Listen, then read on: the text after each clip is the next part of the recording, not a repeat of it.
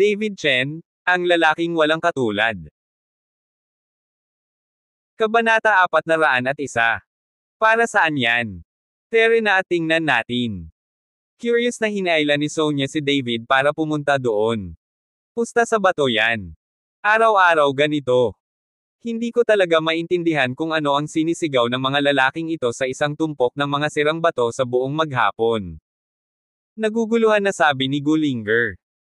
Noong una ay hindi na curious si David, ngunit matapos marinig si Gullinger na nagsasalita tungkol sa mga bato sa pagsusugal, agad siyang naging interesado. Siguro maaari siyang pumili ng ilang jadestone at gumawa ng ilang alahas para kay Sonia.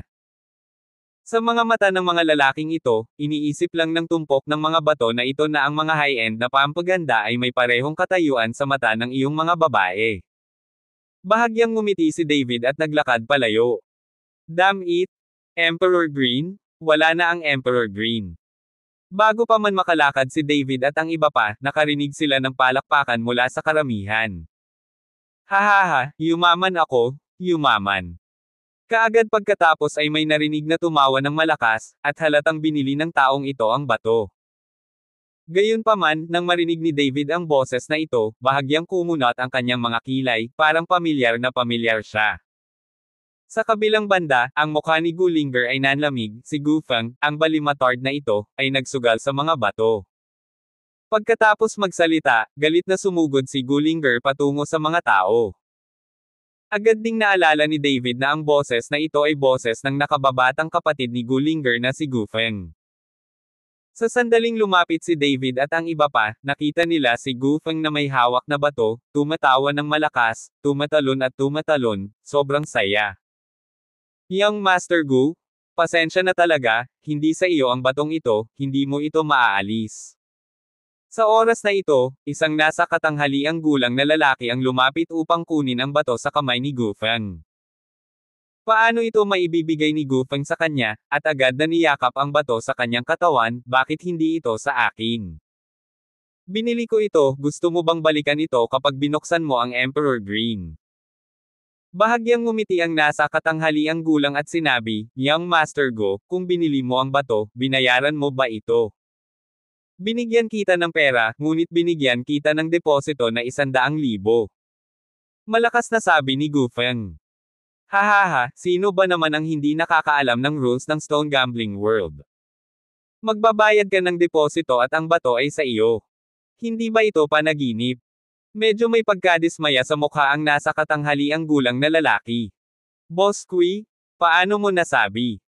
Sa nakalipas na ilang beses, binayaran ko ang deposito at binuksan ang bato. Sa oras na iyon, lahat ng ito ay basura, at hindi kita nakitang pinag-uusapan ang tungkol sa unang kamay na pera at mga paninda. Ako ang nasa likod. Ang huling pagbabayad ay para sa iyo.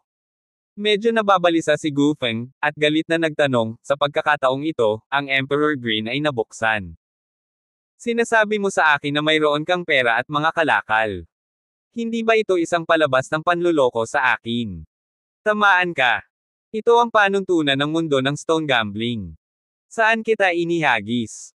Ibigay mo ang bato, baka ayaw mong umalis. Pagkatapos magsalita ni Boss Kui, pinalibutan ng tatlong malalaking lalaki si Gufeng sa isang iglap. Si Gufeng ay mahiyain, at ang kanyang mukha ay namutla sa takot sa isang iglap, ngunit sa pagharap sa hindi mabibaylang kayamanan ni Emperor Green, ayaw pa rin niyang ibigay ito, kaya hinawakan niya ng mahigpit ang bato at sinabing, Boss Kui, may si ate ay mula sa Dharma Protector Pavilion, maglakas loob kang ilipat ako, hindi ka mapapatawad ng kapatid ko. Paano ang mga tao sa Dharma Protector Pavilion? Ang mga tao sa Dharma Guardian Pavilion ay dapat ding sumunod sa mga patakaran. Malamig na ngumiti si Boss Kui. Hindi binitawan ni Gufeng ang bato, ngunit nang iwagayway ni Boss Kui ang kanyang kamay, hahayaan na niyang may humawak nito. Ito ay si Gullinger na nagmamadali, pinatumba ang tatlong malalaking lalaki sa pamamagitan ng tatlong suntok at 2 paa. Sister. Nang makita si Gullinger na paparating, si Gufeng ay agad na natuwa. At naging malamig ang mukha ni Boss Kui, Miss Gu, bilang isang tao mula sa Dharma Protector Pavilion, paano mo masasaktan ang mga tao? Sinusubukan mo bang apihin ang mga tao? Tinalo mo ang kapatid ko, paanong hindi ko magagawa? Kahit talunin kita, self-defense iyon. Pinandilatan ni Gullinger ang amo na si Kui at sinabing. Kabanata 402. Miss Gu, dapat may ebidensya ka kapag nagsasalita ka. Sino sa mga mata mo ang nakakita sa paghampas ko sa kapatid mo? Tsaka kinuha ng kapatid mo yung bato ko at hindi na ibinalik. Ito ay pagnanakaw ng ari-arian ng ibang tao.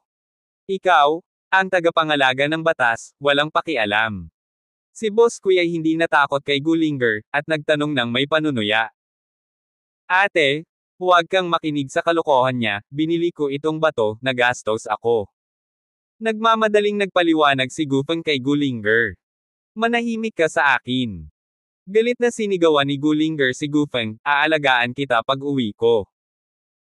Nagalit talaga si Gufeng nang makita niya si Gullinger, hawak niya ang bato gamit ang dalawang kamay, at ibinaba niya ang kanyang ulo at hindi nang ahas na magsalita. Boss Kui, ngayon ko lang narinig ang sinabi mo. Noong nakaraan, ang aking kapatid na lalaki ay maaaring magbayad ng deposito at magbukas ng bato sa iyo, ngunit ngayon ang mga kalakal ay nasa labas, at sasabihin mo na hindi na ito maaaring gawin muli. Ito ay malinaw na isang bitag para sa aking kapatid. Hindi tanga si Gullinger, nakikita niya na isa itong bitag na ibinigay ng may-ari ng tindahan ng sugal na bato. Miss Gu, kailangan mong pangunahan ang mga sinasabi mo. Lahat tayo ay seryosong negosyante. Tsaka ang daming tatay at taga-nayon dito. Ang mga alituntunin ng ating mundong bato sa pagsusugal ay ang pera at mga paninda. Hinahayaan ko siyang mag-drive kasi nakakaawa siya. Hindi naman ako nagbebenta ng ganito ngayon, di ba? Labag ba sa batas? Tiningnan ni Boss Kui ang pagiging agresibo ni Gullinger, at saglit, hindi nakaimik si Gullinger. Ibigay mo sa kanya ang bato. Sa oras na ito, sumiksik din sina David at Sonia mula sa karamihan. Brother-in-law. Nagliwanag ang mga mata ni Gufeng nang makita niya si David, bro-in-law, ito ay Imperial Green, at ito ay nagkakahalaga ng kahit ilang milyon. Paano mo maibabalik sa kanila? Tinakot ng bayaw ni Gufeng sina Gullinger at David. Ito ay nasa harap ni Sonia, paano si Gufeng ay sumisigaw ng walang pinipili. Nagulat si Sonia, tumingin kay David at Gullinger, puno ng pagdududa ang mukha niya. Gufeng, balimatard ka? Ilang beses ko bang sinabi sa iyo, wala akong kinalaman kay David, hindi mo siya bayaw, bakit ka sumisigaw? Girlfriend ni David ang kapatid mong si Sonia, kaklase ko siya. Namula si Gullinger at sinigawan ng malakas si Gufeng. Saglit na natigilan si Gufeng, napagtanto lamang nakahawak kamay ni David si Sonia. Hindi pala boyfriend ng ate niya si David, napagkamalan niya. Bagamat medyo nabigo si Gufeng, sa oras na ito, hindi siya makasigaw, kaya't inilibot niya ang kanyang mga mata at nagmamadaling nagpaliwanag, ano ang mali sa pagtawag ko sa aking bayaw. Boyfriend ito ng kapatid kong si Sonia, kaya hindi ko matawagan ang aking bayaw. Tama ba ako, Sister Sonia? Nakilala ni Gufeng si Sonia sa unang pagkakataon, ngunit tulad ng isang matandang kakilala, tinawag nila ang isa't isa ng napakalapit. Si Gullinger ay nalinlang ni Gufeng, at ang mga mata ni David ay kumislap sa paghanga. Kahit na ang Gufeng na ito ay mahiyain at duwag, ang kanyang kakayahan sa reaksyon ay talagang hindi karaniwan. Si Sonia ay puno rin ng kagalakan sa tawag ni Gufeng, at tinanong si Gullinger, Linger, ito ba ang makulit na kapatid na madalas mong pinag-uusapan sa paaralan? Tumango si Gullinger at hindi maiwasang mapatingin kay Gufeng. Ate Sonia, kailangan mong magdesisyon para sa akin. Binili ko ang batong ito ng pera, at halatang sinusubukan nila akong linlangan. Alam ni Gufeng na hindi karaniwan ang lakas ni David, at tiyak na hindi siya magiging ordinaryong tao kung makakapagtatag siya ng isang relasyon kay Chifeng Tang. Kaya naman hinayaan niyang si Sonia ang magdesisyon para sa kanya, basta magsalita si Sonia, masunurin kaya si David. Dapat alam mo na sa lipunan ngayon, ang mga lalaki ay laging nakikinig sa mga babae. Sumulyap si Sonia kay David, David, tulungan mo siya.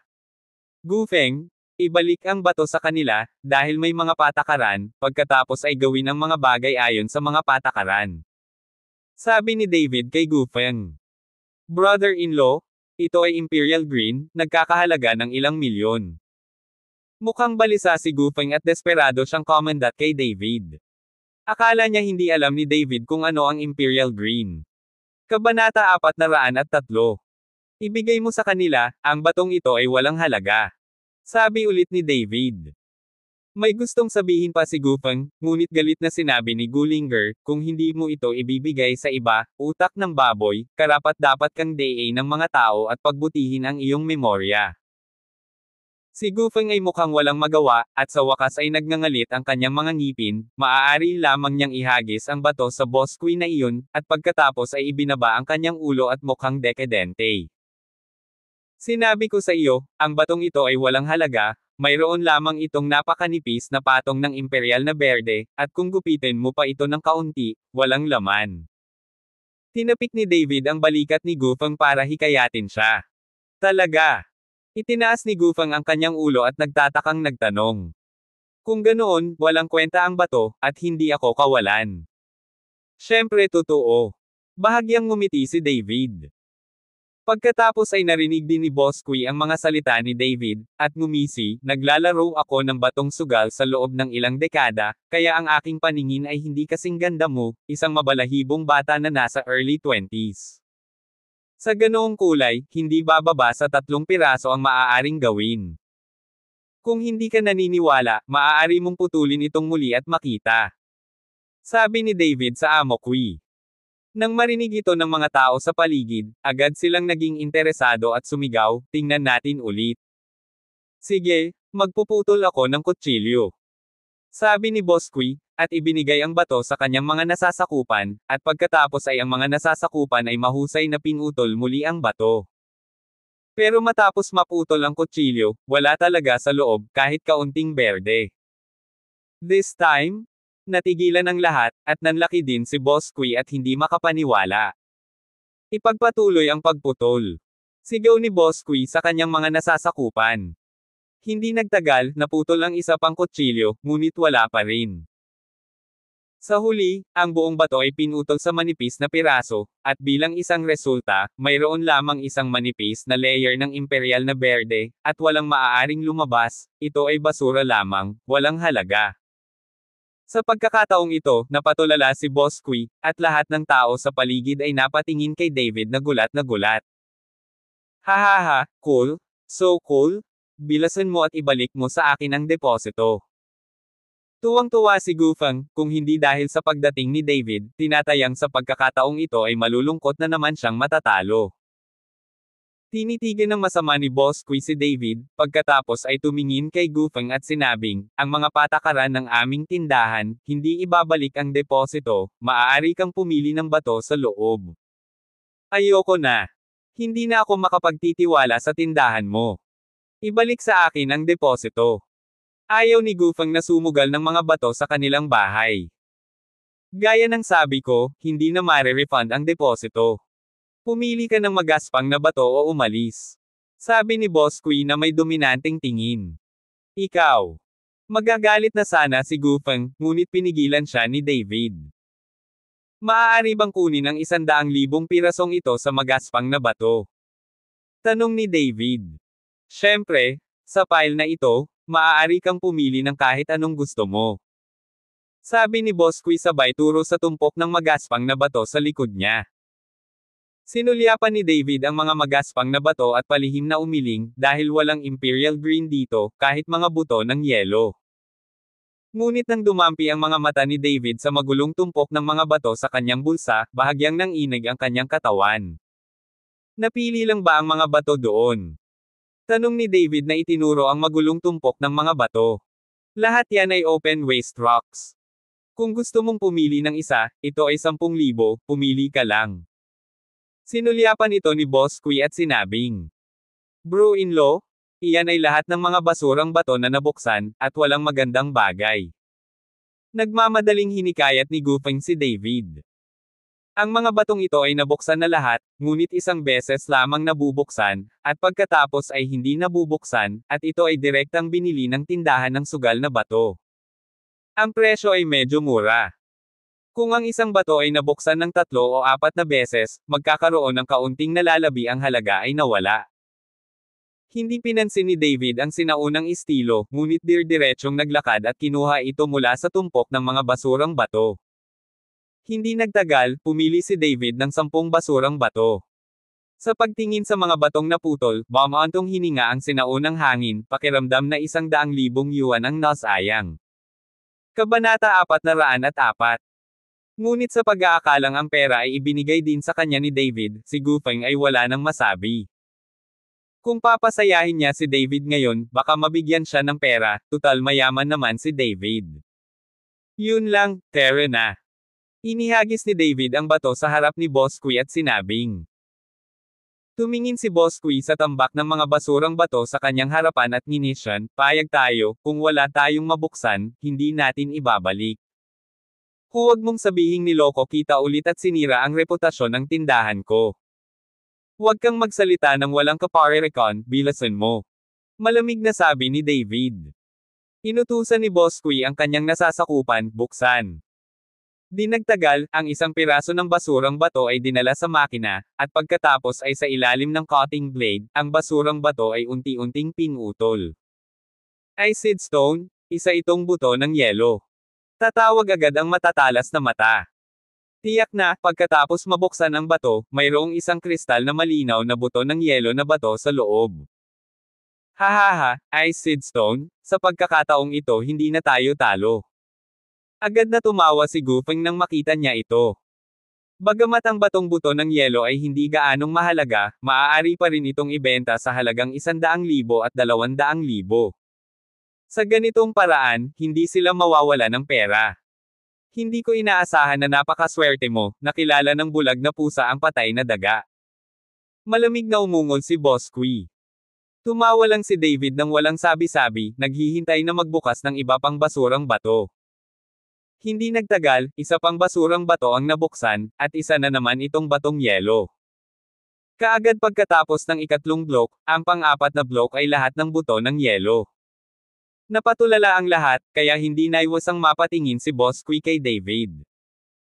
Tuwang-tuwang hawak ni Gu Feng ang bag na may mga nakabukas na bato, at hinimok si Boss Kui, bilasan mo, huwag mong hiling.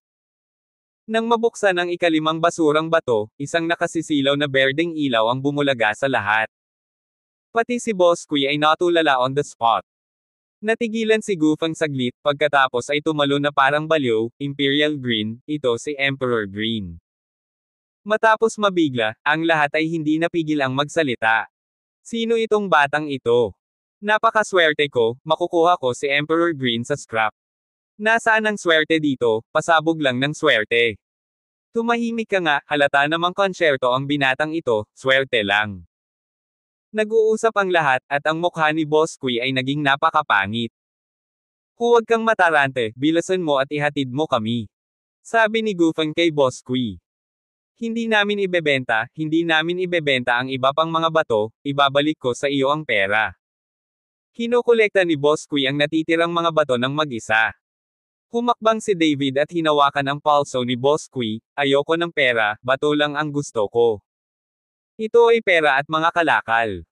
Paano ka makakabalik? Oo, paano ka makakabalik? Ang daming nanonood. Humakbang din si Gu Feng para sunggaban ang amo na si Kui at sinabi. Alam mo ba kung kaninong tindahan ang nandito? Ang lakas ng loob na hawakan ako dito.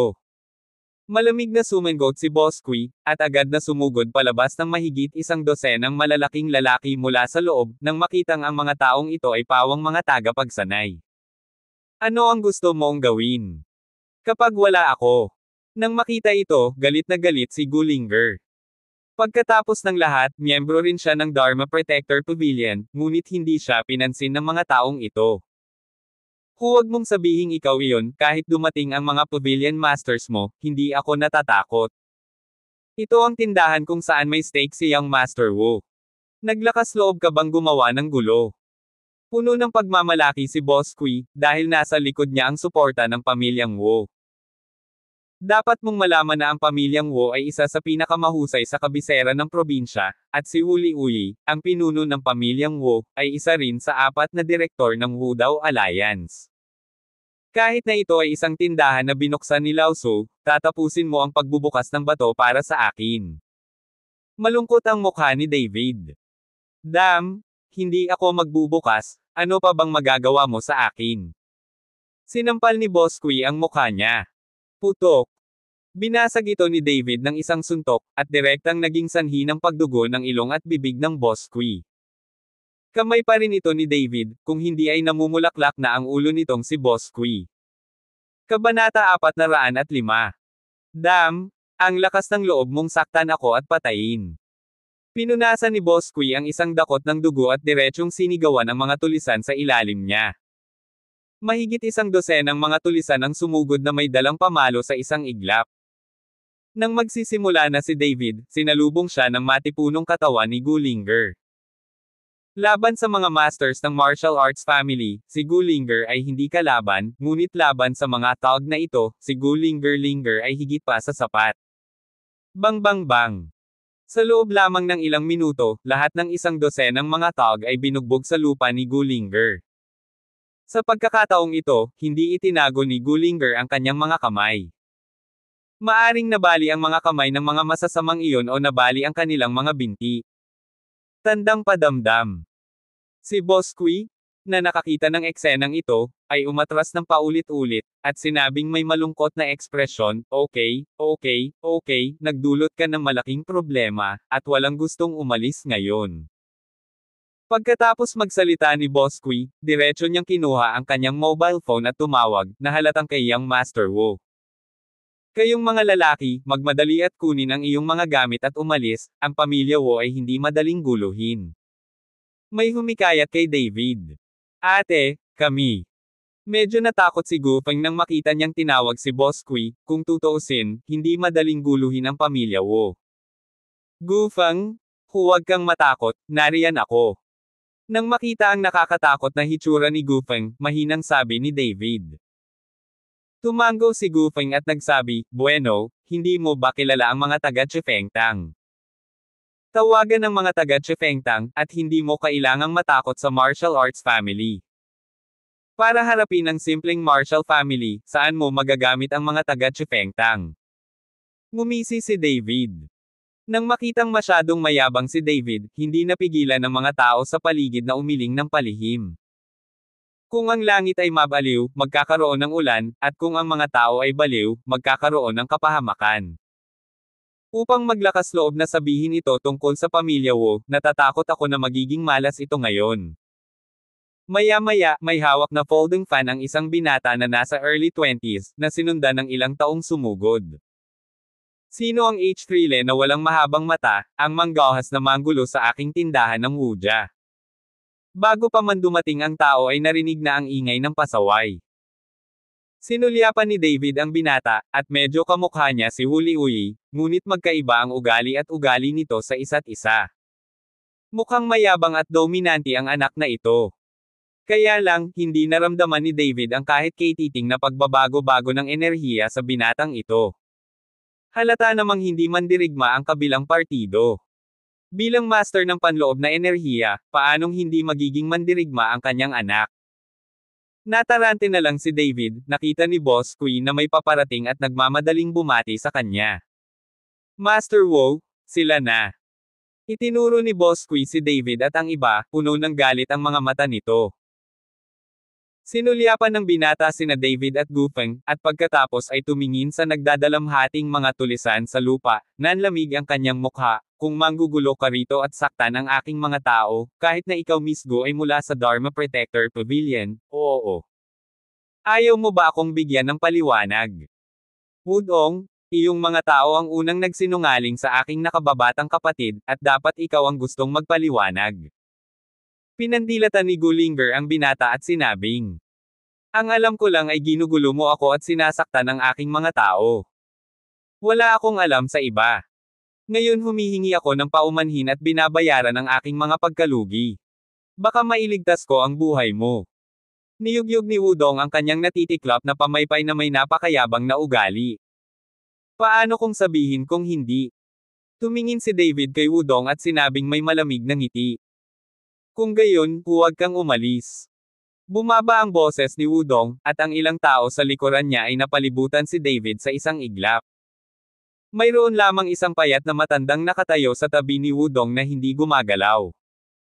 Sinulyapan sila ni David at nalaman na ang mga taong ito ay pawang mga mandirigma ng panloob na lakas. Hindi sila sigurado kung gaano sila kalakas kaysa sa maliliit na gangster kanina, at ang payat na matandang lalaki sa tabi ni Wudong ay puno ng enerhiya, at ang kanyang hininga ay mas malakas kaysa sa maliit na gangster kanina. Hindi naman mahina si Wuli Uyi. Kabanata 406. Alinman sa paghingi ng tawad o mamatay, piliin mo. Tumingin si Wudong kay David na may malungkot na mukha. Walang nangahas na magsalita sa harap niya. Si David ang nauna. Pwede ko bang piliin ang pangatlo? Bahagyang ngumiti si David. Yung pangatlo. Nagulat si Wudong. Iyon ay upang hayaan kang mamatay. Matapos ma-export ang mga salitang kamatayan ni David, biglang sumabog ang hininga sa kanyang katawan. Ang nakakatakot na aura ay agad na naging sanhi ng paghinga ng ilang inner strength warrior na nakapaligid sa kanya upang tumahimik, at pagkatapos ay naramdaman niyang parang diniinan siya ng isang malaking bato. Pop! Pop! Maraming mga mandirigma ng panloob na lakas ang lahat ay lumuhad sa isang tuhod, ang kanilang mga mukha ay nasa sakit, at ang dugo ay umagos mula sa mga sulok ng kanilang mga bibig. Namangha ang lahat nang makita nila ang eksenang ito. Lalo na ang payat na matanda, biglang nanlaki ang mga mata at bahagyang nanginig ang katawan. Ang nakakakilabot na hininga kanina lang ay muntik na siyang mahulog sa lupa. Buti na lang at hindi nakatutok sa kanya ang mga hiningang iyon, kung hindi ay hindi na niya ito kakayanin. Sino ka? Tanong ng payat na matanda kay David na may pag-aalalang ekspresyon. Ang pangalan ko ay David Chen. Mahinang sabi ni David. Nang marinig ito ng payat na matandang lalaki, biglang nagbago ang kanyang mukha, at ang kanyang mga mata ay puno ng takot. Ikaw. Ikaw si Mr. Chen. Ang payat na matandang lalaki ay ang malaking kasambahay ng pamilya Wu. Hindi man siya sumali sa ring competition, narinig pa rin niya ang pangalan ni David. Bukod dito, ipinadala siya ni Wuli Uyi sa villa ng pamilya Jiang upang imbitahan si David ng maraming beses sa nakalipas na ilang araw, ngunit ang pangalan ni David ay pingay nasa retreat, ngunit hindi ko nakita si David. Ngayon nakikinig kay David mismo, iniisip ang nakakatakot na aura ni David ngayon, nakakasigurado siyang ang binata sa harapan niya ang pumatay kay Jiang Zhengchong. Ginoo. Chen, wala kaming mata at nasaktan si Mr. Chen. Sana hindi magtampo si Mr. Chen. Sabi ng payat na matanda, at talagang lumuhad sa harap ni David. Zibo, anong ginagawa mo? Nanlaki ang mga mata ni Wudong, hindi makapaniwala sa eksenang nasa harapan niya. Dapat mong malaman na sa pamilyang Wu, ang pagkakakilanlan ni Chibo at si Wuli Uyi ay masasabing nasa pantay na katayuan, at pantay din ang kanilang lakas. Ngayon ay lumuhad na talaga siya sa isang binata sa edad na 20. Hindi ba ito isang kahihiyan para sa pamilyang Wu? Tumahimik ka. Pinandilatan ng payat na matandang lalaki si Wudong, na takot na magsalita.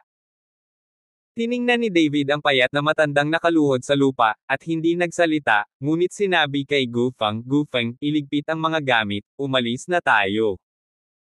Tumango si Gufeng, nagmamadaling inimpake ang lahat ng mga bato, at pagkatapos ay umalis kasama si David.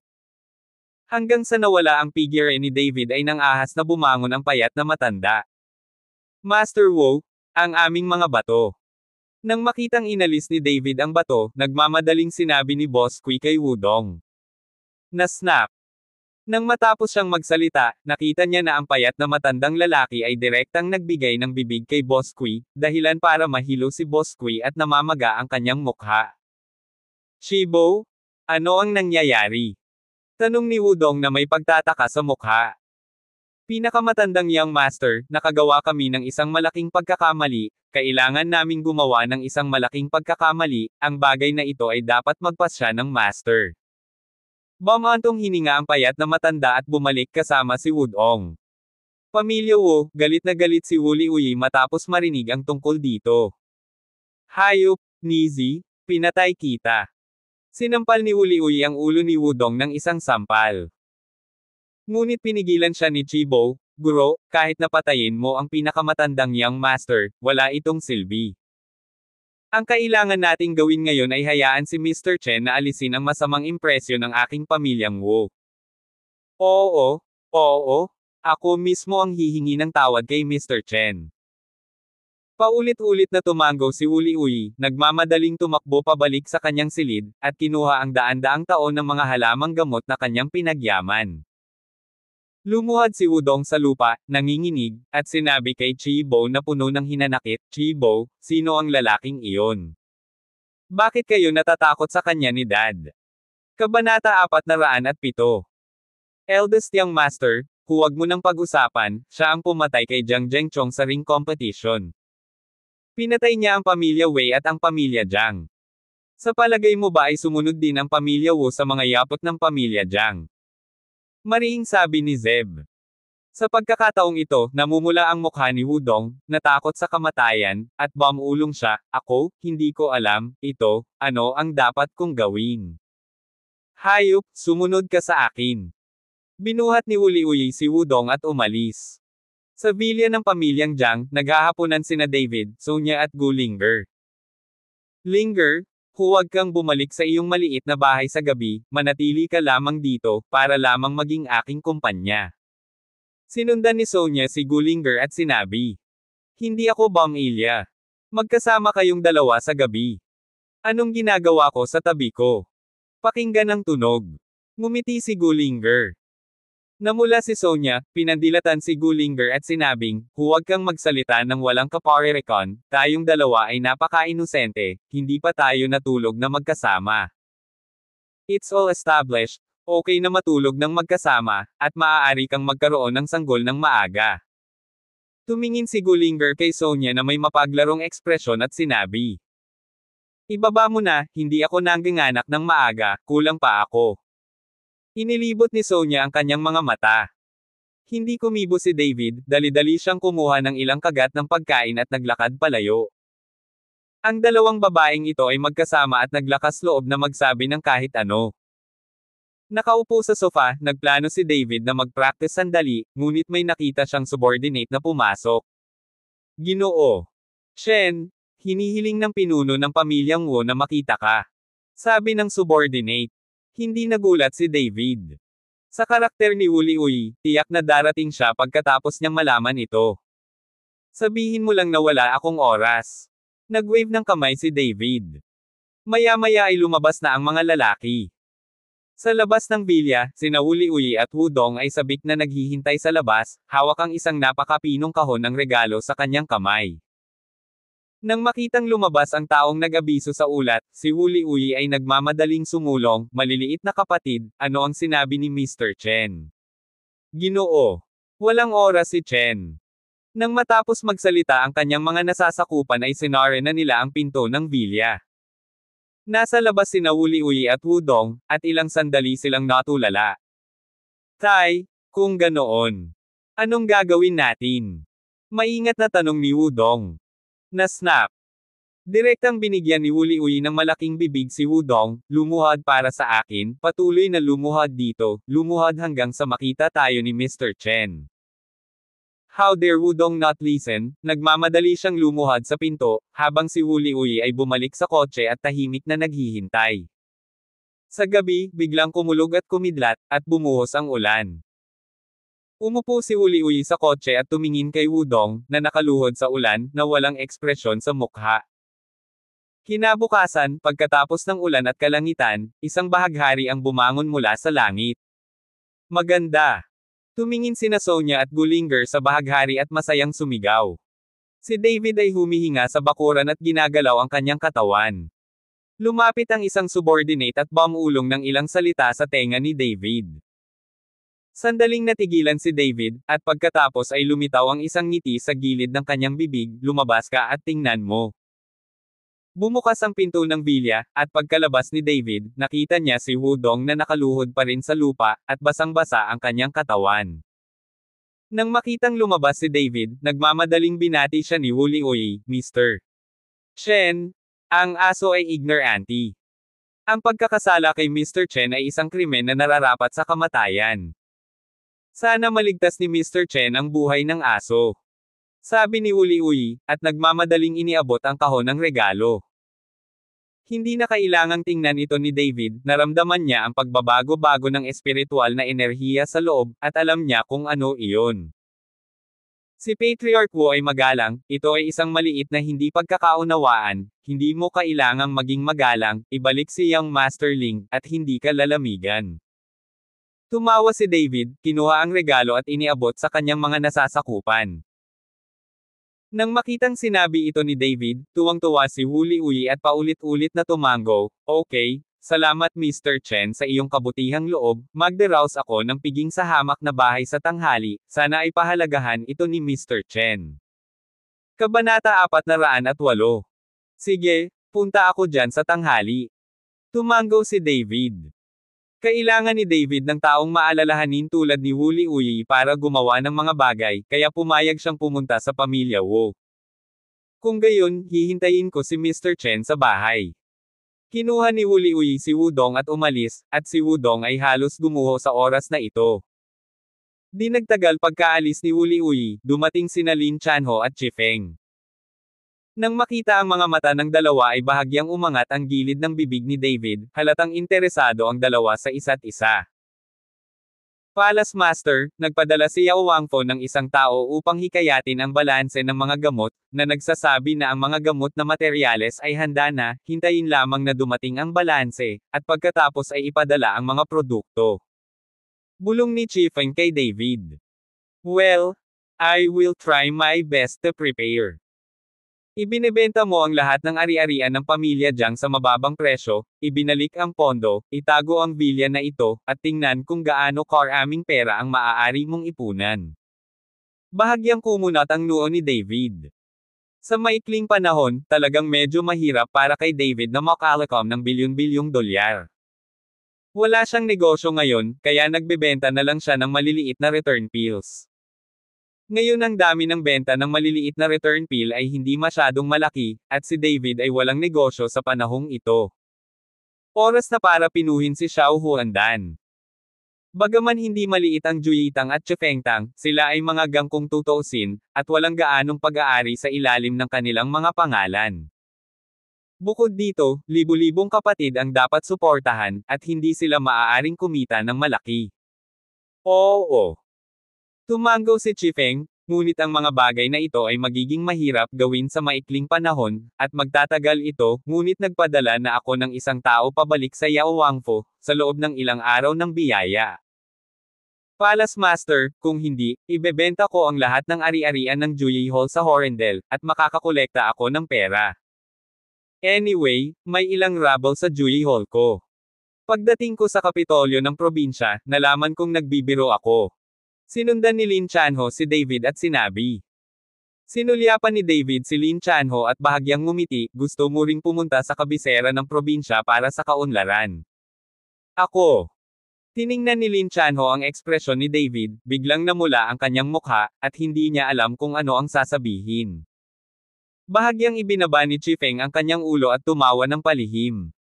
Sa kaso ni Juyitang, makakahanap ka ng mapagkakatiwalaang tao na mag-aalaga dito. Sa pagkakataong ito, pagkaraang dumating ang mga panggamot na materyales ng Yao Wangfo, magpapadalisay ako ng isang gamot na tableta para sa iyo, at susubukan kong palakasin ang iyong lakas sa pinakamaikling panahon. Naunawaan ni David ang ibig sabihin ni Lin Chanho at alam niyang gusto niyang manatili sa kabisera ng probinsya para sa kaunlaran. Pagkatapos ng lahat, si Chifeng ay nasa kabisera ng probinsya, at ang lakas ni Chifeng ay mas mataas kaysa sa kanya. Bilang isang malaking tao, ang mukha ni Lin Chanho ay medyo pangit. Tandang padamdam. Talaga. Biglang nagulat si Lin Chanho, maraming salamat, Hall Master. Sumunod ka sa akin, syempre hindi ko hahayaang maging mababa ka sa iba, o nakakahiya ba sa Dragon Sect natin. Tumayo si David at tinapik ang balikat ni Lin Chanho nang nakangiti. Hoy! Kung alam mo lang kung nasaan ang iba pang mga bulwagan, 13 bulwagan ang kabuuan, at siguradong kikita ka. Biglang bumantong hininga si Lin Chanho. Sige, gawin mo lang ang best mo. Gagawa ako ng paraan tungkol sa pera. Sige at bisitahin ang palengke dito. Lahat ay maganda. Ngumiti si David at nag-wave ng kamay. Namula si Chifeng at naglakad palabas, habang si Lin Chanho ay binigyan si David ng isang pasasalamat na tingin, at sinundan siya palabas. Naglakad pabalik sina Chifeng at Lin Chanho, bahagyang sumimangot si David, bilyon-bilyong pera, hindi ito maliit na halaga, saan ito kukuha? Kung wala na talagang ibang paraan, sundan mo lang ang biyenan mong si Ruben para humingi ng tulong. Gayunpaman, bagamat ang pamilyang So ang pinakamayamang tao sa Horrendel, hindi naman sila ay may malaking pondo. Ang natitira ay mga asset. Oras. Noong tanghali, nagpadala si Uli Uyi ng kotse para sunduin si David, at si Wudong iyon. Sa oras na ito, nakapagpalit na ng damit si Wudong, at mas maganda ang kanyang mukha. Nang makita si David na papalabas, agad na binuksan ni Wudong ang pinto ng kotse ng may paggalang, Mr. Shen, sumakay ka na sa kotse. Kabanata 409. Tumango si David at umupo sa kotse, habang maingat na nagmamaneho si Wudong patungo sa pamilya Wu. Ang ugali ni Wudong ay mayabang at nangingibabaw, ngunit sa harap ng ganap na lakas, maaari lamang siyang maglingkod ng may paggalang, kahit ang kanyang ama ay magalang kay David, paano siya mangangahas na maging walang galang. Nang ang sasakyan ay nagmamaneho sa kalsada, ang telepono ni Wudong ay nagring, ngunit hindi siya naglakas loob na sagutin ito, ngunit palihim na sinulyapan si David. Walang magawang ngumiti si David, sagutin mo lang ang tawag, hindi ako demonyo. Nang sabihin ito ni David, sinagot ni Wudong ang telepono. Master Wu, dumating na si Boss Feng sa daungan, nagsimula na ang mga magaspang na bato na ikarga sa truck, at maaari silang pumunta sa atin sa hapon. Sabi nung kausap sa phone. Sige, naintindihan ko na. Sinabi ni Wudong na ibababa na niya ang telepono, ngunit agad na sinabi ng kabilang partido, Master Wu, pagkatapos ay sinabi ni Boss Feng na ang batch ng magaspang na bato na ito ay Hengshan Stone, at hinihiling sa iyo na maghanda ng mas maraming pera. Batong Hengshan. Saglit na natigilan si Wudong, at pagkatapos ay medyo nasasabik ang kanyang mukha, walang problema, hayaan siyang dalhin ang lahat ng magaspang na bato, huwag mong ibahagi sa iba. Pagkatapos ibaba ang telepono, puno pa rin ng excitement ang mukha ni Wudong. Sa pagtingin sa excited na hitsura ni Wudong, nakaramdam ng kaunting curious si David, kaya nagtanong siya, ano itong Hengshan Stone? Oh, hindi alam ni Mr. Chen, itong Hengshan na bato ay ang magaspang na bato na ginawa sa Hengshan Mountain, dahil mataas ang shipment rate ng ganitong uri ng magaspang na bato, at karamihan sa mga mahalagang hiyas tulad ng Imperial Green at Red Flame Red ay gawa sa ganitong uri ng batong Hengshan.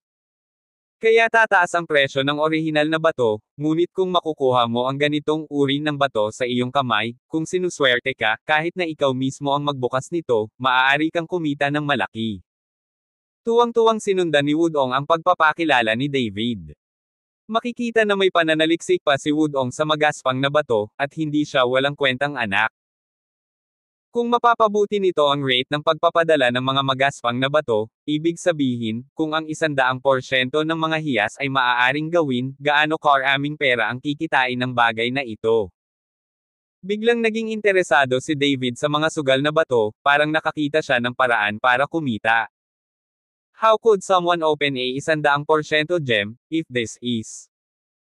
Sabi ni Wudong. Biglang natigilan, at gulat na tumingin kay David sa rearview mirror, dahil bigla niyang naisip ang nangyari kahapon, si David Pinke ay random na pumili ng 10 piraso. Mula sa basurang bato, at kahit 5 piraso ay natagpo ang may mga hiyas. Bagamat hindi nabuksan ang natitirang 5 piraso, tila may naintindihan si Wudong. Ginoo Shen, kung makakakuha ka ng 100% gems, ang negosyong ito ay magiging isang malaking kita. Hindi kalabisan na maging pinakamayamang tao sa bansa. Tuwang-tuwang sabi ni Wudong. Ito ay isang magandang paraan upang kumita ng pera. Tumango si David. Shen, Mr. Shen, kung marunong kang pumili ng magaspang na bato, saka tayo magtulungan, 50% ng shares ang ibibigay ko, hindi, 80%, kailangan ko lang ng 20% ng shares. Okay lang yan, kailangan lang ni Mr. Chen na pumunta sa orihinal na bato at siyasatin ang mga gamit. Ang puso ni Wudong ay tumitibok kung mapipili niya ang 100% ng mga magaspang na bato na naglalaman ng mga mamahaling bato, kahit na ito ay 20% ng mga bahagi, hindi ba siya kumikita ng isang kapalaran? Pumili ng ilang magagandang magaspang na bato at ikaw mismo ang gumawa nito, at pagkatapos ay kumuha ng ilang junk para ibenta ang mga ito sa mga tindahan ng bato sa pagsusugal, at hayaan ang mga sugarol na iyon na magsugal, at maaari kang kumita ng isa pang pera. Malaki ang tiwala mo sa akin. Tumawa si David. Tiwala, sa kamay na ipinakita ni Mr. Chen kahapon, ang buong mundo ng stone gambling ay hindi makakahanap ng master na may ganoong kakaibang pananaw. Mabilis na tumango si Wudong. Well, kapos din ako sa pera, kaya makikipagtulungan ako sa iyo. Tumango si David. Salamat, Mr. Chen. Salamat, Mr. Chen. Tuwang-tuwa si Wudong sa kanyang puso, at nagmamadaling nagpasalamat sa kanya. Nang dinala ni Wudong si David sa bahay ni Wu, may dinala na si Wu Liuyi na maghihintay sa pintuan. Nang makitang paparating si David, personal na humakbang si Wu Liuyi para tulungan si David na buksan ang pinto. Kabanata 410. Pagpasok sa bulwagan ng pamilya Wu, nalaman ni David na naghanda na si Wu Liuyi ng napakasarap na pananghalian. Matapos anyayahan si David sa pangunahing upuan, ang iba ay naglakas loob na umupo. Masyadong magalang si Patriarch Wu, ito ay isang magaan na pagkain, bakit ito gagawing napakahusay? Tumingin si David sa isang mesa ng pagkain at sinabing may mahinang ngiti. Ginoo. Hinahangaan ni Chen ang kanyang mukha, kung paano ko pabayaan. Sabi ni Wu Liuyi, at tumayo at nagsali ng isang baso ng alak para kay David. Wudong, kung hindi mo iginagalang si Mr. Chen, sundin mo si Mr. Chen para makabawi. Sinabi ni Wu Liuyi kay Wudong pagkatapos buhusan si David ng isang baso ng alak. Hindi. Walang big deal. Hindi mo na kailangan paulit-ulit, para akong kuripot na tao. Nag-wave ng kamay si David at sinabing, oo na. Paulit-ulit na tumango si Wu Liu, Mr. Walang alam si Chen, rebelde ako, bata pa lang ako ay masuwean, likas na tamad, at walang talento sa pagsasanay, ngunit interesado ako sa ilang mga sirang bato sa buong araw. Pagkatapos ng oras na ito, hahayaan ko siyang isara ang tindahan ng sugal na bato, at hinding-hindi na niya hahawakan ang malalaking batong iyon para sa akin. Dad, alam kong nagkamali ako. Tiyak na babaguhin ko ang aking mapagmataas at dominanteng ugali sa hinaharap, ngunit huwag hayaang isara ko ang tindahan. Nang marinig ito ni Wudong, agad niyang sinabi na may pag-aalala. Shut up for me. This time thanks to Mr. Chen's magnanimity, or else mawawalan ka ng buhay at magbubukas ka ng bastos na sugal na tindahan ng bato. Sa hinaharap, manatili sa bahay para sa akin, at hindi ka pinapayagang pumunta kahit saan. Galit na pinandilatan ni Wu Liuyi si Wudong at sinaway ito ng malakas. Tay, hindi pwedeng sarado ang tindahan ko. Bakit hindi ito maisara? Napaungol si Wu Liuyi. Kasi, dahil may shares din kay Mr. Chen ang gambling stone shop ko, at ngayon si Mr. Chen ang boss, kaya hindi ko maisara. Biglang naalala ni Wudong ang bagay ng pagbibigay kay David ng 80% ng shares, at agad na sinabi kay Wu Liuyi. Natigilan si Wu Liuyi, at tumingin kay David na may pagtataka sa mukha. Tumango si David at sinabing, tama si Wudong, plano ko talagang mag-invest sa kanyang gambling stone shop. Lahat ay may kanya-kanyang adhikain, at iba-iba ang kanilang mga talento, hindi lahat ay angkop para sa martial arts, sa tingin ko ay nasa sugal si Wudong. Tindahan ng bato. Sa kabilang banda, napaka-talented niya. Sa kasong ito, makatitiyak ako. Sa pamamahala ni Mr. Chen, naniniwala ako na ang aso ay maaari ding magnegosyo ng tapat. Hindi inaasahan ni Wu Liuyi na makikipagsosyo si David kay Wudong para magnegosyo, ngunit sa ganitong paraan, ang relasyon ni David at ng pamilya Wu ay isang hakbang na mas malapit. Nagsimula ang piging, at ang mga tao ay patuloy na nag-ihaw kay David, ngunit tumanggi si David na pumunta. Gayunpaman, sa panahon ng piging, tila may iniisip si Wu Liuyi, at patuloy na nakatingin sa labas ng pinto na may nag-aalalang ekspresyon. Patriarch Wu, kung may gagawin ka, magpapaalam muna ako. Tinitingnan ng hitsura ni Wuli Uyi, sinabi ni David. Hindi, Mr. Chen? Huwag mong intindihin. Nakita ni Wuli Uyi na nagkamali si David, at nagmadaling nagpaliwanag, mayroon akong anak na nagsasanay ng martial arts sa labas. Nagbigay si Mr. Chen ng ilang pointer, pero hindi pa dumarating ang lalaking ito. Sabi ni Wuli Uyi na may galit sa mukha. Nagpa-practice ng martial arts abroad. Sa kakayahan ng Panginoon ng pamilya Wu, kailangan mo pa bang ipadala ang iyong anak? Medyo nagulat si David. Paano sasabihin, si Wuli Uyi ay isa ring master ng panloob na lakas, isang taong maaaring may rank sa kabisera ng probinsya, at ginagamit pa ang kanyang anak na lalaki para magsanay sa labas. Mapait na ngumiti si Wuli Uyi, Mr. Walang alam si Chen, sa abot ng aking makakaya, maaari pa rin akong gumawa ng isang shot sa kabisera ng probinsya, ngunit kapag lumabas ako ng Jiangbei, ito ay wala. Dapat alam mo na maraming master sa martial arts world. Ano ang kinakalkula ni Grandmaster Jin? Maaaring may mga Panginoon pa rin sa itaas mo. Medyo nagulat si David. Pagkatapos ng lahat, hindi siya isang tao sa mundo ng martial arts, at hindi siya naglilinang ng chi, kaya hindi niya alam ang antas ng mundo ng martial arts. Sa kanyang opinyon, napakahusay na makapagsanay ng chi sa Master Realm. Kabanata 411. Hindi ba alam ni Mr. Chen? Mukhang nalilito si Wuli Uyi. Nakangiting umiling si David, hindi ako galing sa mundo ng martial arts mo, kaya hindi ako masyadong malinaw. Naalala ni Wuli Uyi ang eksena noong nakipag-away si David kay Master Buhuo, at naunawaan din niya na tila si David ay isang warlock, hindi isang mandirigma. Nang makita ang eksenang ito, maipaliwanag lamang ni Wuli Uyi, napakahigpit ng ating martial arts world, at hindi tayo matatawag na martial artist hanggat hindi natin nabubuo ang ating panloob na lakas.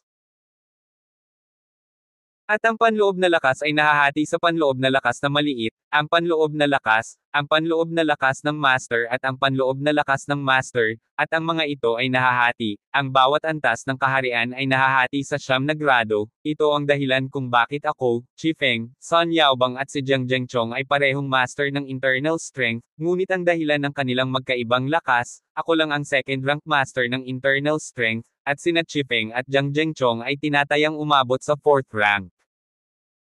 Sa ibabaw ng Internal Strength Masters, mayroon ding Martial Arts Masters, at kahit Martial Arts Masters, ngunit narinig ko lang ang mga ito, at hindi pa ako nakakita ng mga ganitong master. Sa pakikinig sa paliwanag ni Wuli Uyi, si David ay maaaring ituring na may pangkalahatang pag-unawa sa mundo ng martial arts.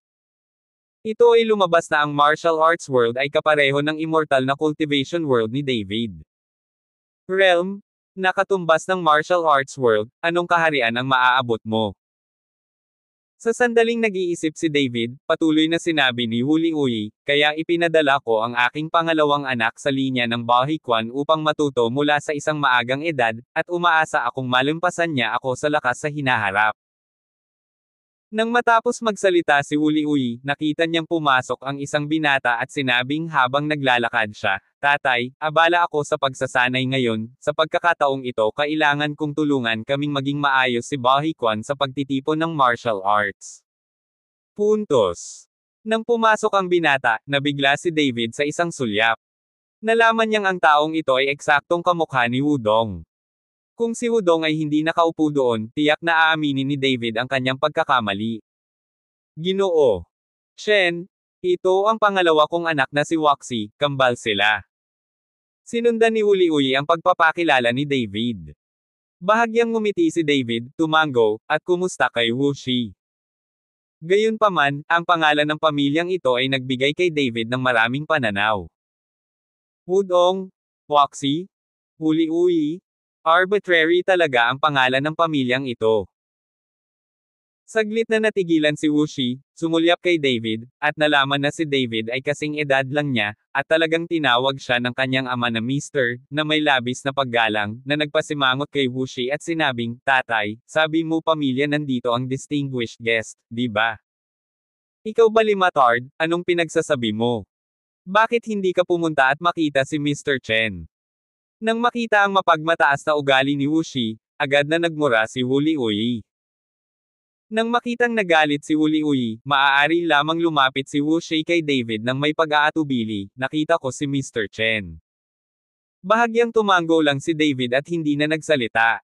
Anong ugali mo kay Mr. Chen? Naghahanap ka ba ng away? Nakita ni Wu Liuyi na hindi kumbinsido si Wu Shi, at agad siyang pinagalitan. Patriarch Wu, ang mga kabataan ay may mataas na espiritu, ito ay maliwanag, hindi mo kailangang gawin ito. Hinikayat ni David si Wu Liuyi. Walang pakialam si David sa ugali ni Wu Shi. Mula nang tumuntong sa mundo ng immortalidad, unti-unting nagbago ang mood ni David. Hoy!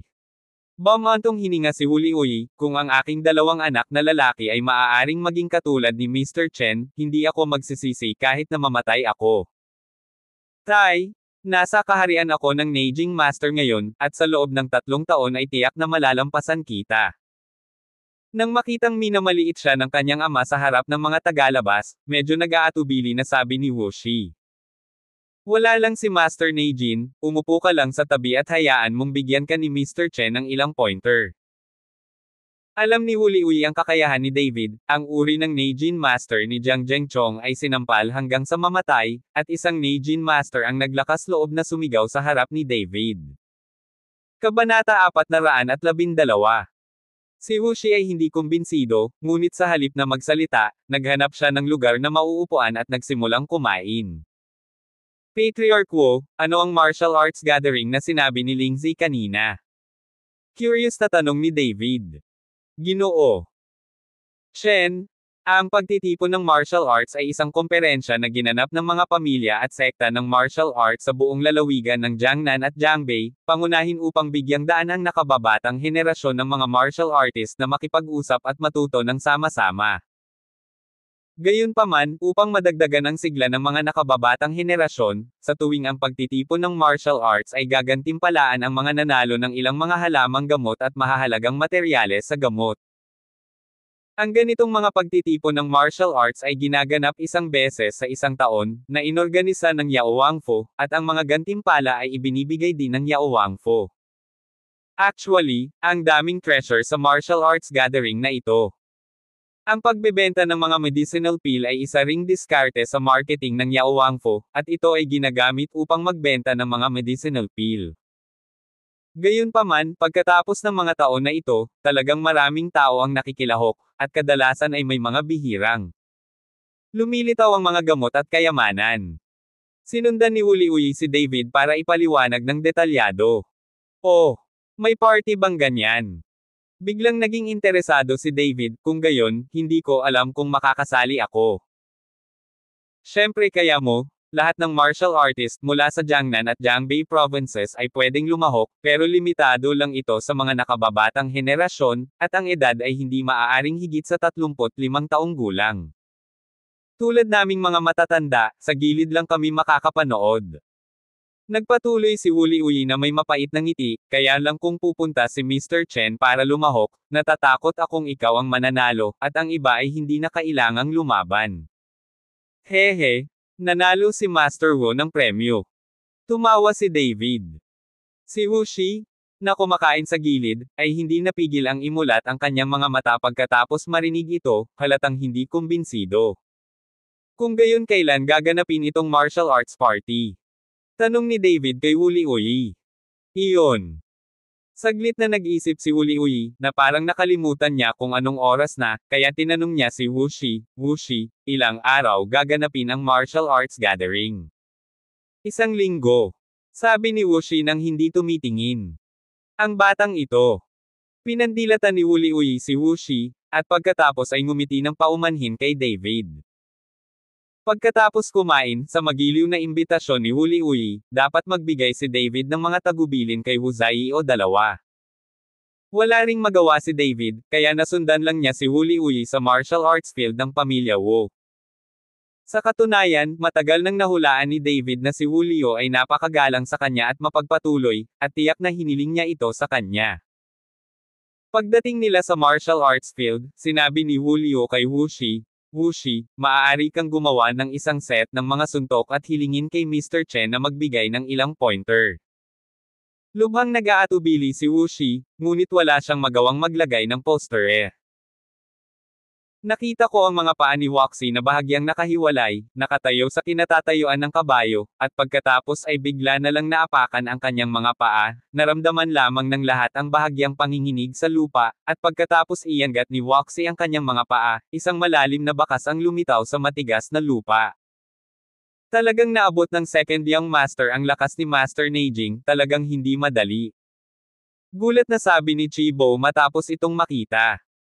Pinuri rin siya ng mga katulong ng pamilya Wu sa paligid niya, na naging dahilan ng pagmamalaki sa mukha ni Wuxi. Ang set ng Bahikwan ni Wuxi ay naglalaro ng tigre, at patuloy na sumipol ang malakas na hangin. Kahit na magkahiwalay kayo ng ilang metro, mararamdaman mo ang lakas ng malakas na hangin, at may malalalim na yapak sa ilalim ng mga paa ni Wuxi. Ginoo. Shen, gusto kong bigyan mo ng ilang payo ang aso. Nang matapos ni Wuxi ang isang set ng Bahikwan, magalang na sinabi ni Wuliuyi kay David. Tumango si David, malakas at makapangyarihan ang set ng Bahikwan na ito, ang ganda talaga, pero sayang ang pagtaas ng lakas ay nagsakripisyo ng bilis. Mga tao, walang kabuluhan ang lahat. Paulit-ulit na tumango si Wuliuyi pagkatapos marinig ito, talagang malakas ang mga suntok ni Wuxi. Sinadya niyang dagdagan ang lakas ng bawat suntok at bawat sipa kaya naging dahilan ito ng pagpapabagal ng bilis. Kabanata 413. Nang marinig ni Wuxi na talagang sinabi ni David na mabagal ang kanyang Bahikwan, agad siyang nalungkot. Karagdagan pa, ang kanyang puso ay nagpipigil ng kanyang galit, at siya ay sumambulat kaagad, at sinabi kay David, "Anak, kung talagang may kakayahan ka. Do you dare to play two moves with me? Ipapakita ko sa iyo kung gaano kabagal ang Bahikwan ko." Ikaw ba limatard, bakit mo kinausap si Mr. Chen? Nagulat si Wuliuyi. Ang Wuxi na ito ay nang-ahas na kausapin si David ng ganito, ngunit siya ay natakot.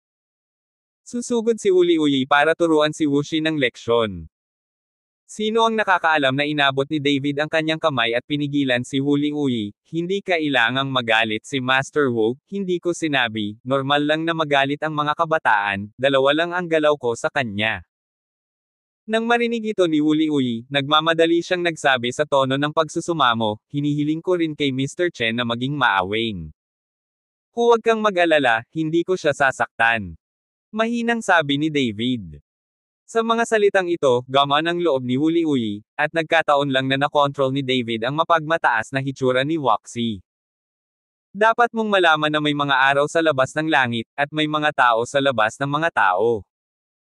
Minsan ay iniisip ni Wuliuyi kung ang dalawang batang ito ay sa kanya, bawat isa sa kanila ay labis na mayabang, ganap na kabaligtaran sa kanyang sariling personalidad. Tay, dapat maawa ka sa akin. Kung saglit kong nasaktan ang VIP mo, huwag mo akong sisihin. Sabi ni Wuxi na may panghahamak. Hindi siya pinansin ni Wuliuyi, dahil alam niyang magtatapat si Wuxi pagkaraan ng ilang sandali. Bahagyang tumalon si David, lumapit kay Wuxi, at mahinang nagsabi, "Nataman mo ako, umiiwas lang ako, hindi na lumalaban, ipaalam sa iyo kung ang iyong Bahikwan ay mabagal." Sabi ni David, inilagay ang kanyang mga kamay sa likuran niya, at tahimik na tumayo. Saglit na natigilan si Wuxi, at pagkatapos ay galit na sinabi, "Anak, napakabaliw mo, kung nasaktan ka, huwag mo akong sisihin." Hindi.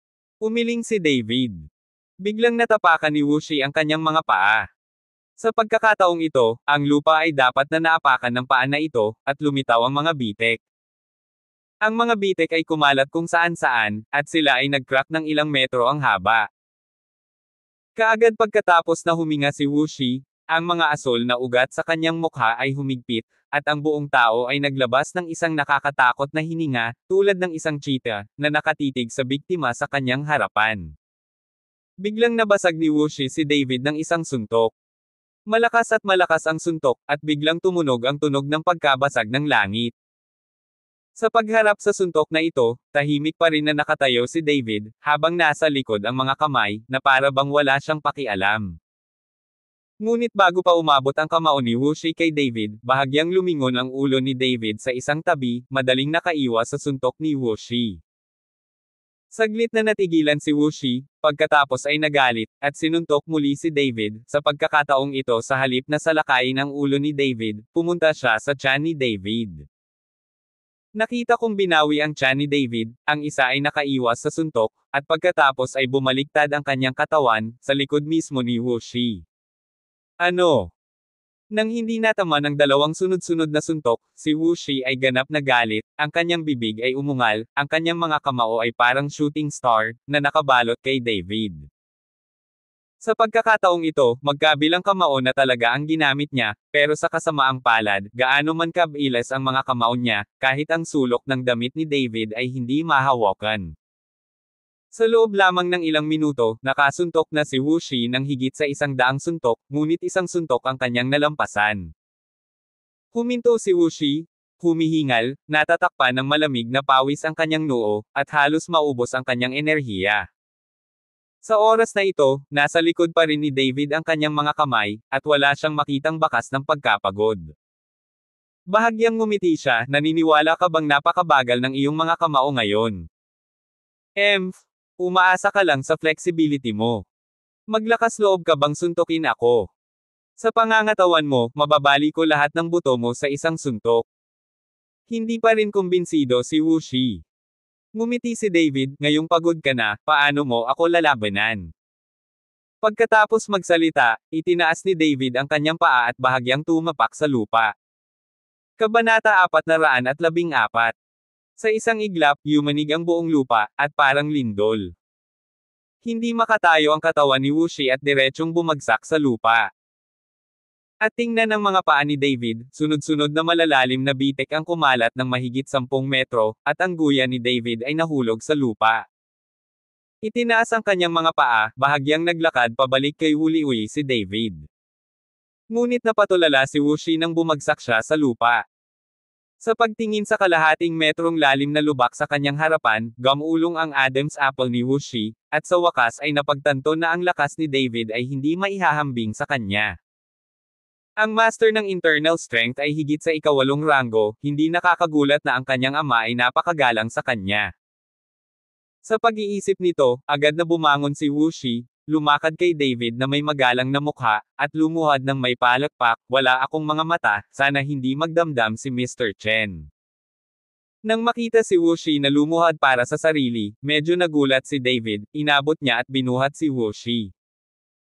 Kahit na ang mga kapatid ng pamilya Wu ay mayabang, ang kanilang kakayahang aminin ang kanilang mga pagkakamali at tumalikod ay talagang hindi pangkaraniwan, at tila hindi sila katulad ni Wuliuyi.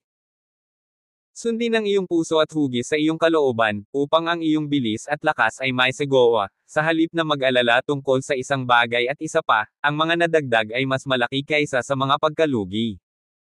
Tinapik ni David si Wuxi sa balikat. Lakas mula sa puso, hugis sa kalooban. Lakas mula sa puso, hugis sa kalooban.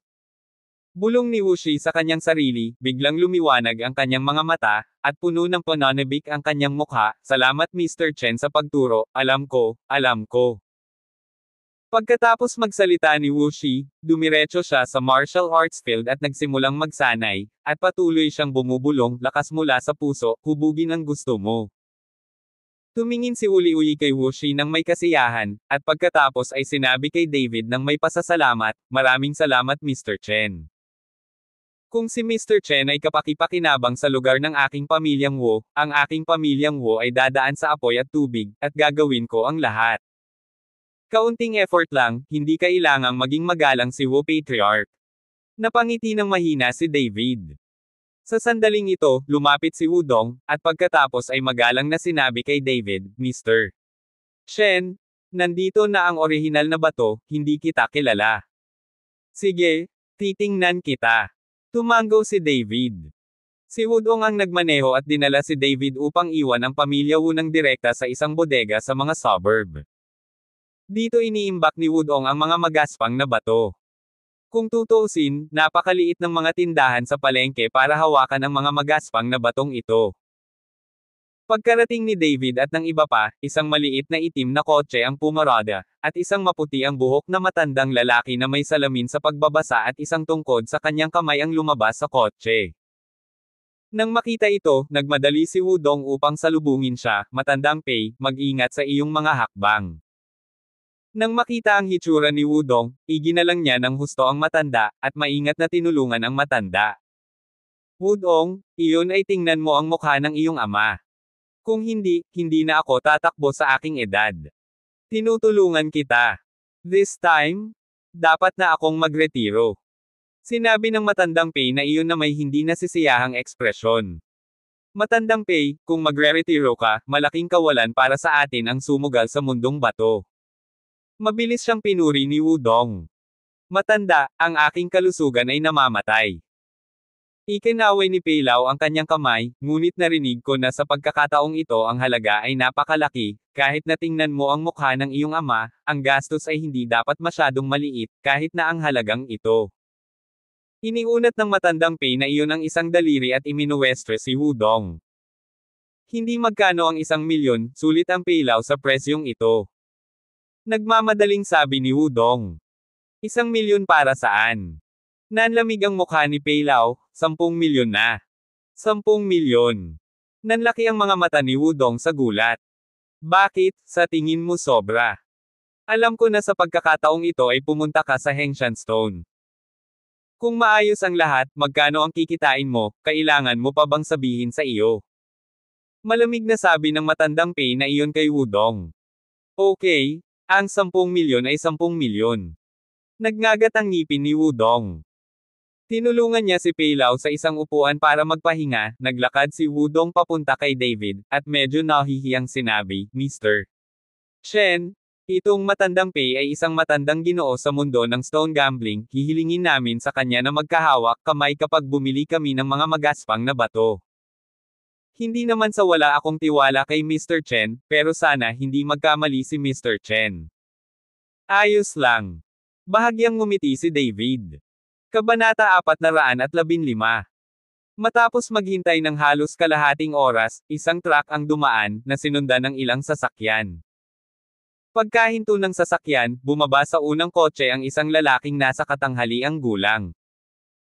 Ang nasa katanghaliang gulang na lalaki ay nakasuot ng singsing na diamante sa kanyang kamay, isang gintong kadena na may makapal na hinlalaki sa kanyang leeg, at isang tabako sa kanyang kamay.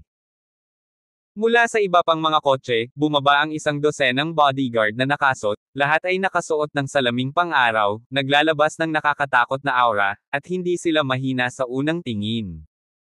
"Ginoo Feng, lumapit ka sa akin para maghatid ng mga gamit, at magdala ng napakaraming bodyguard.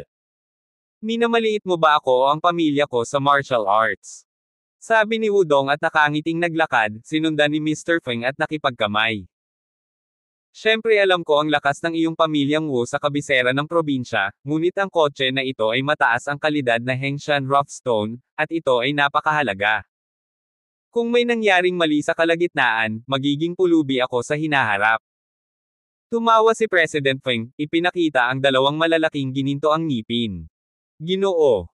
Ang halaga ni Feng, pabayaan ang isang carload ng Hengshan Stone, kahit na binili niya ang buong Hengshan Mountain, ito ay higit pa sa sapat." Binanggit ni Wudong si Mr. Feng. Si Young Master Wu ay nanalo ng parangal. Kahit na sinabi ito ni Mr. Feng, puno ng ngiti ang kanyang mukha. Si David sa gilid ay tumingin kay Wudong ng may paghanga. Hindi man mahilig mag-practice ng martial arts ang batang ito, magaling talaga siyang businessman. Pagkatapos makipagpalitan ng ilang salita ni Wudong kay Pangulong Feng, pagkatapos ay dumiretso si Pangulong Feng sa harap ni Mr. Pei na nakaupo sa upuan, at magalang na sinabi kay Mr. Pei, "Elder Pei, personal kang lalabas ngayon. Napakahalaga ng kotseng ito ng Hengshan Stone, hindi mapakali si Wudong, at inimbitahan niya ako ng personal." Nakaupo pa rin si Pei Lao, bahagyang nakapikit at sinabing, "Master Wu, matagal na tayong nakikipag-ugnayan sa isa't isa, ngunit hindi mo pa rin ako mapagkakatiwalaan, Lao Feng, at personal mong inimbitahan si Lao Do." Tumingin si President Feng kay Wudong at sinabing kalahating biro, "Ginoo Feng, mag-ingat na huwag magkamali, hindi banggitin na ang presyo ng batch na ito ng Hengshan Stones ay hindi mababa." Bahagyang ngumiti din si Wudong. Kung ganito, inspeksyonin muna natin ang mga paninda, pero pareho pa rin ang sinasabi ko, ito ang orihinal na bato, hindi ako magagarantiya na gagawa ka ng mga hiyas, o kung anong uri ng mga hiyas ang gagawin. Pagkatapos ng inspeksyon at transaksyon, hindi ko na ito ibabalik. Sabi ni President Feng na may seryosong mukha. Naiintindihan ko, ang mga ito ay hindi kailangang ipaliwanag ni Pangulong Feng. Tumango si Wudong. Hindi nagtagal, isang kotseng puno ng magaspang na bato ang itinapon sa itinalagang lugar. Ang carload na ito ng mga bato ay may iba't ibang laki at hugis. Kung hindi mo alam kung paano gawin ito, hindi ito naiiba sa mga ordinaryong bato. Matandang Pei, pagod na ako. Humakbang si Wudong para hilingin kay Pei Lao na siyasatin ang mga paninda, at personal na tinulungang makatayo si Pei Lao. Tumango si Pei Lao, kumuha ng magnifying glass, at isang napakapinong maliit na martilyo, at pumunta sa random na napiling magaspang na bato. Sa napakaraming magaspang na bato, hindi makatutuhanang suriin ang mga ito ng isa-isa, kaya maaari lamang akong pumili ng 12 piraso ng random at hayaan si Pei na suriin ang mga kalakal. Kung ang 12 ng mga batong ito ay maaaring kumatawan sa kalidad ng isang carload ng magaspang na bato, walang makapagsasabi ng sigurado, ang lahat ay nakasalalay sa swerte, at ang pagsusugal sa mga bato mismo ay swerte.